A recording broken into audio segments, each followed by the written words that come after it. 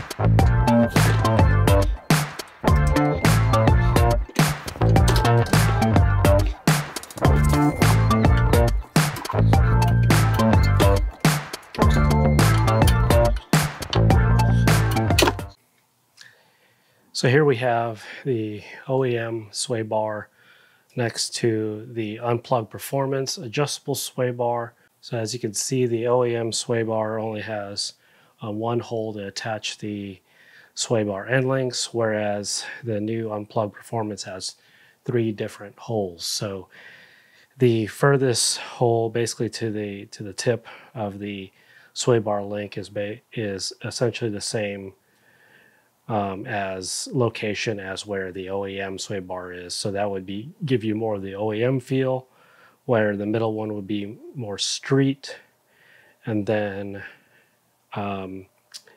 the one in the far inside hole would be more for track. So depending on where you want to set your end links, I'm probably going to start with the one right in the middle. Again, just because I use this more for an everyday vehicle anyways. And then one thing that we have to do is remove this OEM bracket and then utilize the new bushings for the new sway bar, and then attach the OEM bracket to the new bushing and sway bar. So first we have to do is go ahead and remove this bracket, add some grease to the inside of this new bushing, so that way we could slide this on over the sway bar a little bit easier.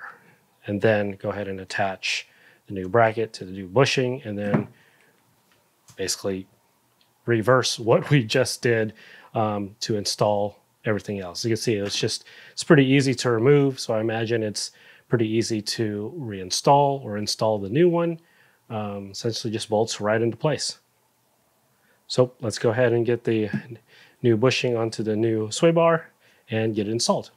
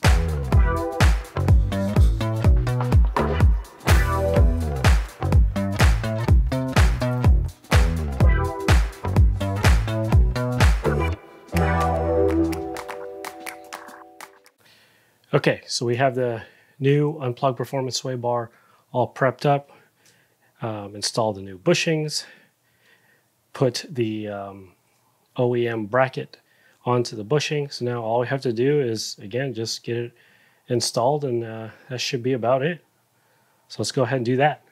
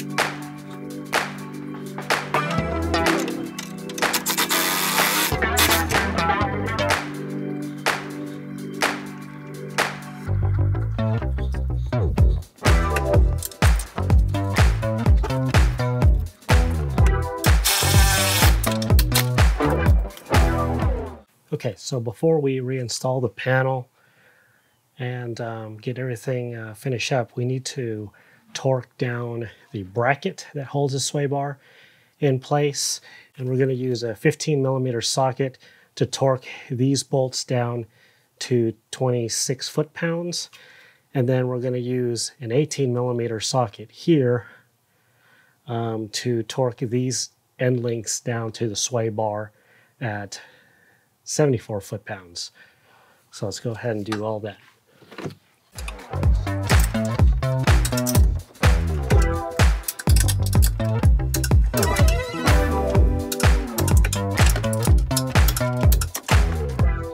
Okay, so here's the tip. Because you have to use a T40 Torx bit to hold that bolt in place, and then also having to tighten down that bolt, highly recommend using a crow's foot attachment for your torque wrench. That way you can get that T40 bit inside that crow's foot. So again, this is an 18mm crow's foot, and we're going to tighten that bolt down to the sway bar end link connected to the sway bar at 74 foot-pounds.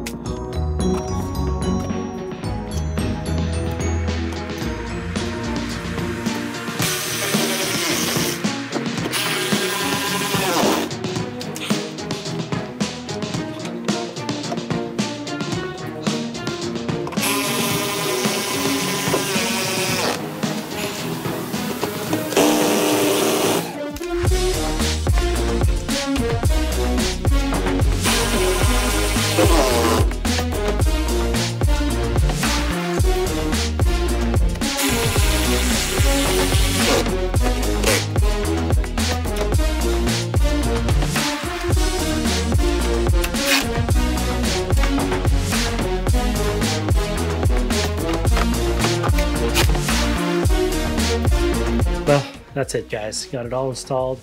As you can see, this is really the finished product, other than because you really can't see the bottom of it anymore since I put that panel back on. But that's the sway bar connected to the end link, And if I zoom out a little bit more, you can see the Max Heating Rods coilover kit. The blue color of the spring and the new sway bar actually match fairly well, even though the sway bar is by Unplugged Performance and the coilover kit's by Max Speeding Rods. So overall, it looks pretty good next to each other, even though you don't really see it. But yeah, overall it was a fairly easy install, just bolts right in. So highly recommend getting it if you're wanting to do an upgrade of your sway bar. So again, this is just the installation of the front sway bar by Unplugged Performance. So in the next video, we're going to do the rear. So that should be it for this video. Hope you guys found it helpful. Now, time to go test drive it, see how it does.